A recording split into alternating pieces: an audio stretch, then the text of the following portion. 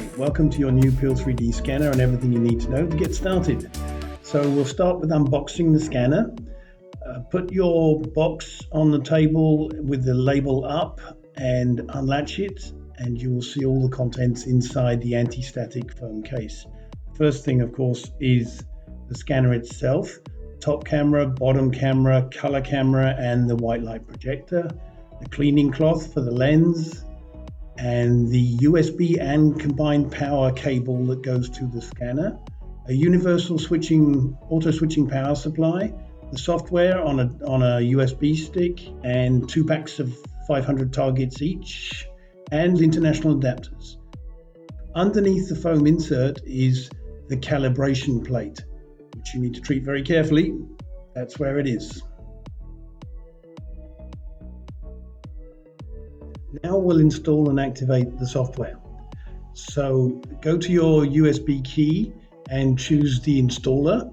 Then choose the language you want to install in. You can choose one of 7 and it will install the software.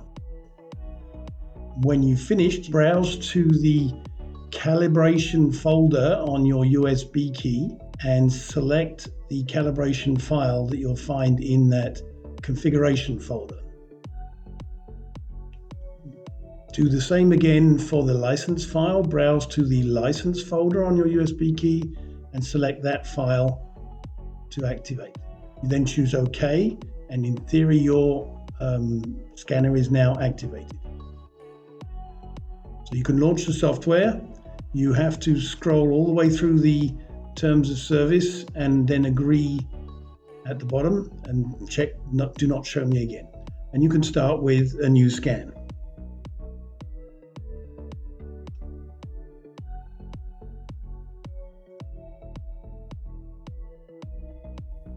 Now's a good time to get an account to receive updates and upgrades. So once you're in the customer center, you have a link to request an access, web access request. Fill out this form, submit it, and within 24 to 48 hours, you will receive a confirmation email of your login name and password, and you can then access the customer center.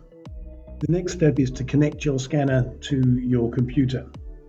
So in this order, take the power supply, plug it into the power socket, plug the other end of the power supply into the power pigtail on the USB power cable, plug the USB into any USB socket on your computer, and take the other end with the shiny connector, which has an arrow on it, align the arrow to the top, and insert it into the back of the scanner, and it will flash to show that it's connected.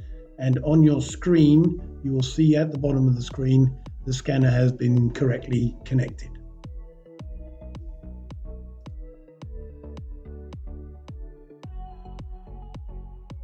Take out the calibration plate. Don't touch the targets on its surface. And choose the calibrate icon from the software, and you need to place the white square over the green square and then back away, and that square will grow bigger, and eventually you will have received an automatic calibration, and it will confirm that it was successful. Next, we're going to prepare the part. The scanner can track itself in relation to the object by targets, geometry, or even color. This particular part is quite complex. It's got lots of geometry, so it should track well, but it does have some shiny parts, and the scanner cannot scan very shiny parts.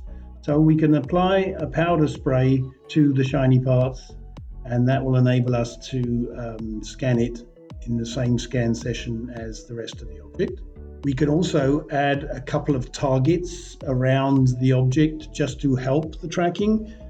This has enough geometry not to need targets, but we'll put a few because it's good practice to be able to come back and rescan the object if you've missed something.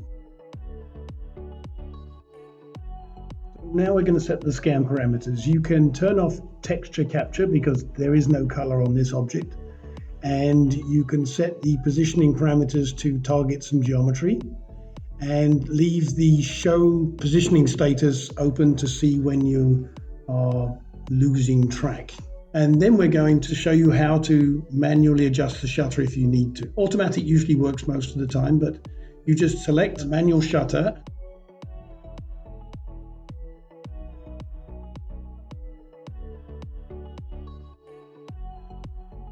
And then you point the scanner and hold the trigger, and it will tell you the exposure, the current exposure on the surface.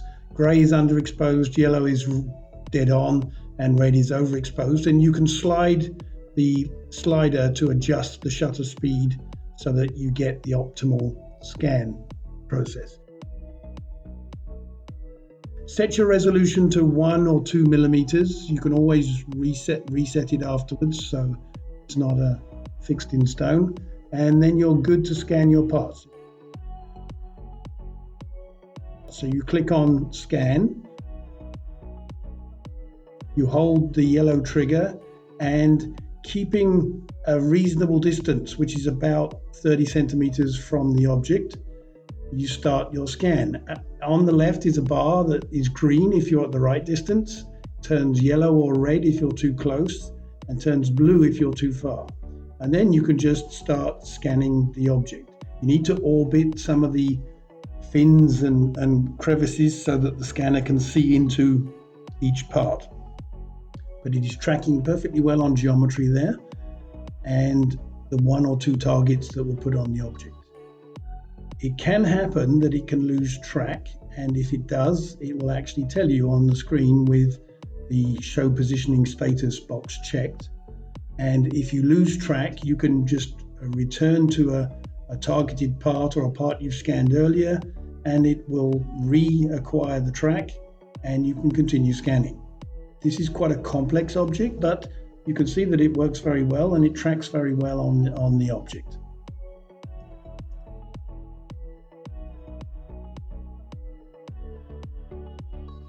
Now we finalize and save the scan. You just click on the scan button again for it to do its post-processing, which is usually very, very fast, and you can see the end result. You could need to get rid of the artifacts and these things that you didn't want to scan. To remove extraneous surfaces and noise from your scan, choose the Connect function, hold down the Control key and select the main body of the object you scanned and add in any bits that it didn't select. Then inverse the selection, which leaves everything else selected, and choose Delete. And that will remove all the parts that you don't want from your scan.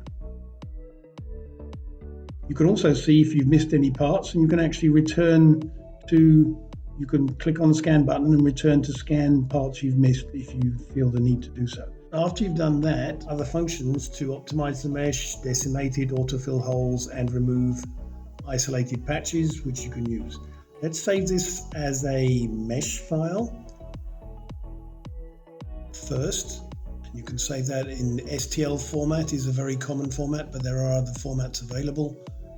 And then we will save the actual session itself, the scan session, under whatever name you want. And thus you have completed your first scan.